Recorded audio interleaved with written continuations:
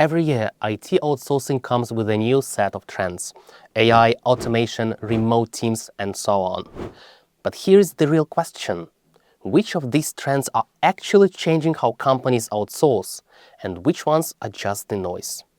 At Pynest, we work with engineering teams every day. So in this video, I want to share what we see in practice. Today we'll cover 3 things. What trends are really driving outsourcing right now, why they matter, and where companies are actually investing their money.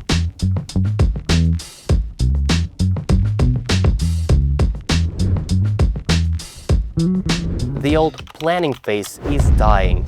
Clients no longer want to pay for a month of meetings just to end up with a slide deck or a Figma file. The 2026 reality looks very different. Teams take high-level requirements and use AI-native tools like Cursor or Lovable to build a real, data-connected prototype in under 3 weeks. Not a mock-up, a working product shell. The idea is simple. If your vendor can't show a working version of a product before the long-term contract is signed, they are not using the modern stack. We don't estimate first, we execute first. Pure work-from-home outsourcing is losing momentum, especially for complex systems. What's winning instead is the co-located remote team. You still hire global talent, but the specific team works together from one physical office or a hub. Here is why it matters. You keep the cost efficiency of global hiring, but you also get faster communication, shared context, and stronger team culture. It's a third model, and it fixes many of the productivity gaps of fully remote setups. Time zones are no longer a problem. They are a delivery engine. Here's how it works in 2026. When the client sleeps, the offshore team builds. When humans log off, AI agents take over.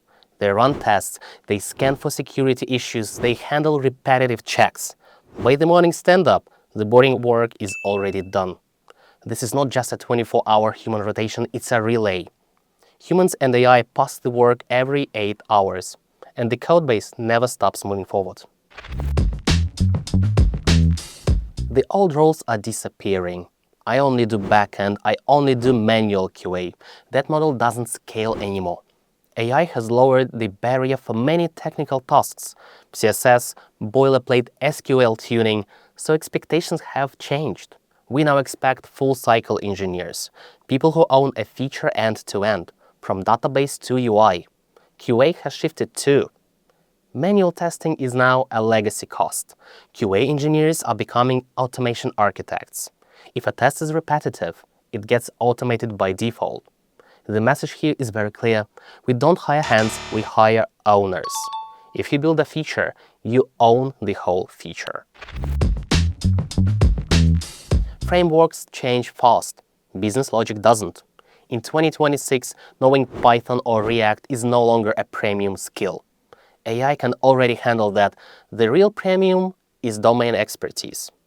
Companies want engineers who understand fintech, logistics, or healthcare, sometimes better than the client does.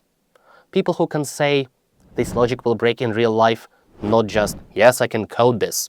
That's the shift. We don't sell React developers anymore. We sell fintech engineers who happen to use React. The technology is the tool, domain knowledge is the product. In 2026, the real difference between a vendor and a partner is context. A vendor knows the code, a partner knows the business. At Pynest, we moved away from managing tickets to managing outcomes. If your outsourcing strategy is still based on 2022 metrics, you're not just slow, you are already behind. Now I'm curious, which outsourcing trend do you think will matter the most in 2026? Drop your thoughts in the comments. And if this video was useful, hit like, subscribe, and turn on notifications. See you in the next one.